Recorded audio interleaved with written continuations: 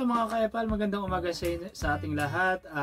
For today's video, pag-uusapan natin yung mga barko na tila ba nagmamasid or naniniktik sa West Philippine Sea nung panahon ng actually kahapon, bago kahapon nung nag-start ang balikatan exercise. So tara, tingnan natin. So there's been a surge in the presence of the maritime militia, specifically in Baholi, Masilok, and Pagasa. This coincided with the launching of Balikatan. Nakakabigla, subalit hindi nakakabahala ang pagdami ng Chinese maritime militia vessels sa West Philippine Sea. Ayon kay Commodore Roy Vincent Trinidad, Alam niyo, isa nakakaasar dito, no? Huling-huli nilang bullshit ko, no? Tingnan mo naman kung kailan nagkakaroon ng balikatan, tsaka rin naman sila nagpapapansin, epal-epal sila. Hindi naman ganun kadami dati yung mga Chinese vessel dyan sa West Philippine Sea. Pero nung simulang nabalitaan nila na magkakaroon ng balikatan exercises ang Philippines and US, ayun, nagpapapansin na naman sila, di ba? Tingnan natin ulit. Balita ng Philippine Navy para sa West Philippine Sea. Mula April 16 hanggang 22, nasa 110 Chinese maritime militia vessel ang na-monitor nila sa West Philippine Sea. Pinakamarami ang 44 malapit sa Pag-asa Island. Mayroon din 31 sa Baho de Masinloc at 28 sa Ayungin Shoal. Mas malayo ang bilang na ito kumpara sa 69 na na-monitor nila sa unang linggo. So biruin mo 69 lang dati.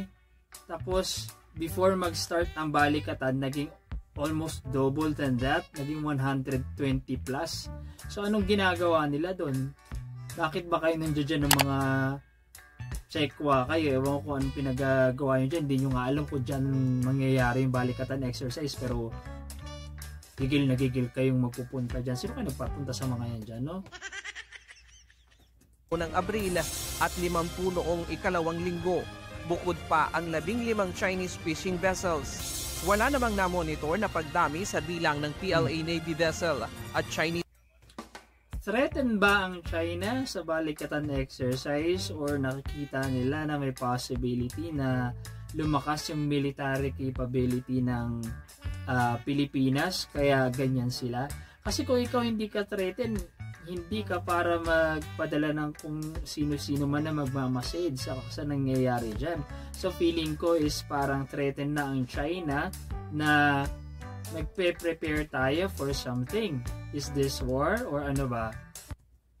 Coast Guard. Ayon kay Commodore Trinidad, posibleng may kinalaman ito sa pagsasagawa ng balikatan exercises. Possible talaga. Our monitoring for the past 2 months for March and April has given us a fairly constant from a low of 33 to a high of 69 and the average 60 various vessels of China. It's only for this week. I believe it has something to do with balikatan exercise. So hindi pupunta yung mga yan dyan para lang magpatrol. Kasi hindi naman ganyan karami yung ginagamit nila before para magpatrol sa West Philippine Sea. Pero since nag-start yung balikatan exercise, ang dami nila dyan ngayon. Ano ba ito? Is it them being threatened or is it them being papansin na kahit parang gusto nila sabihin sa Pilipinas at US na kahit ano po yung ginagawa nyo dyan, andito kami, our presence is here, kaya namin kayong tapatan, ganun ba yan? That we have seen a surge of up to a total of 124. 3 PLA Navy, 11 Coast Guard, and 110 maritime militia. So yes, this coincides with talagang dumami sila. Hindi normal ang biglang pagdami ng bilang na ito ng Chinese maritime militia na nasa iisang lugar lamang na nakahimpil at nagkukumpulan. Ngunit hindi naman nababahala ang Philippine Navy rito. Hindi rin nila inaasahan ng China na manghihimasok sa isasagawang balikatan exercise kung saan magsasagawa rin ng multilateral maritime exercise sa West Philippine Sea. No. Because it is an activity between the US and the Philippines. Historically, the illegal, unprovoked, uncalled for action of China were only in the Philippines. Tiniyak naman ng Navy na mayroon silang contingency measures sakaling mambulabog ang China sa pagsasanay. Nauna ng sinabi ng Philippine Hindi nila pwedeng gawin yan habang nagkakaroon ng military exercise. So, hindi na talaga dapat palampasin niya pag nambulabog pa sila dyan habang nagkakaroon ng military exercise, diba? Coast Guard na sa unang pagkakataon ay lalahok sila sa pagsasanay na magiging security perimeter sila at hindi nila hahayaan na may ibang manghimasok sa pagsasanay. Umaasa ang Philippine Navy na igagalang ng China ang isinasagawang balikatan at di ito manghihimasok, lalo na at maraming bansa ang magiging observer sa pagsasanay ngayong taon. Yes, that has been the call ever since for China to respect international law. Course. Pero ang tanong dyan is, matagal na nga vina-violate ng China ang international law regarding dyan sa perimeter na yan, dyan sa West Philippine Sea. So, pero I don't think naman is mambubulabog sila sa ganyang karaming balikatan or sa ganyang katinding military exercise. I don't think mambubulabog sila kasi feeling ko is hindi napapayagan niya ng Pilipinas at ng US. Expect them to behave properly this time. Yes. Why? Because of the presence of the international participants for DJs.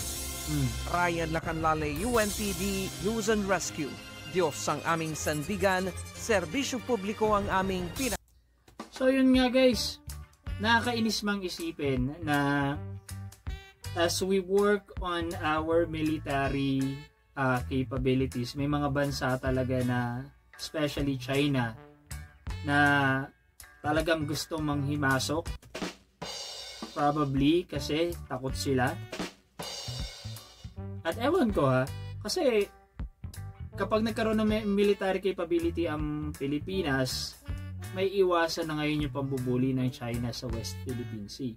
So yan ang ayaw mangyari ng China kasi marami nga silang territorial claims dyan sa pinangalanan na nga nila na 9-dash line niya, kung ano-ano pa ipinangalan nila. So I don't think gusto ng China na magkaroon tayo ng magandang military capabilities. Yung mga military exercise natin with the US, French, India and all that, ayaw nila mangyari yun. Bakit kanyo? Kasi the more nalalakas ang military capability ng Pilipinas and military relationship ng Pilipinas sa ibang bansa, the more sila mahihirapan i-claim yung mga territorial claims na yun. So, thank you so much guys for tuning in, and I hope to see you soon again on our next reaction vlog. Please subscribe. Subscribe is free. Walang bayad yan. So, thank you so much for watching and you all have a great day.